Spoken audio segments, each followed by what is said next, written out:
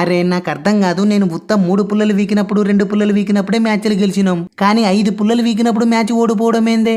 I can't believe this. మళ్ళేమనుకున్నారు వేగ్గట్టుంటది మాతోనే అన్నట్టు. ఎట్టుందే సంజు తమ్ముడు హ్యాట్రిక్?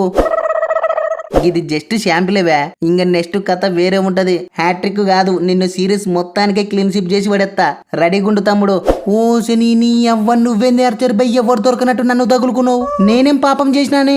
అయినా లివింగ్ లెజెండో, ఇన్నాళ్లకు ఒక మంచి ఇన్నింగ్స్ తో మ్యాచ్ ని గట్టెక్కిచ్చినావు తమ్ముడు. సూపర్ వే. గిదే ఫామ్ ని నెక్స్ట్ మ్యాచ్ లో కూడా కంటిన్యూ చెయ్యాలా చూడి.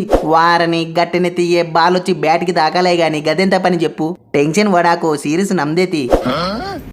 వా ఏం దెబ్బట్లరో, 50 జప్పరించి మ్యాచ్ ని గెలిపిస్తే గంత కూడా గుర్తిత్తలేవు. అరే గా మ్యాన్ ఆఫ్ ది మ్యాచ్ ని ఎట్టాಗೂ గాలిపెట్టిలేరు. కనీసం నా ఇన్నింగ్స్ నన్నా గుర్తించే. గా తొక్కలో మ్యాన్ ఆఫ్ ది మ్యాచ్ ఓల గవ్వాల గాని పవర్ ప్లే లో ఉన్న కాటికి జప్పరించి మ్యాచ్ కి పానం పోసినావు. సూపర్ తమ్ముడు, థ్యాంక్ యూ సో మచ్ అన్నా.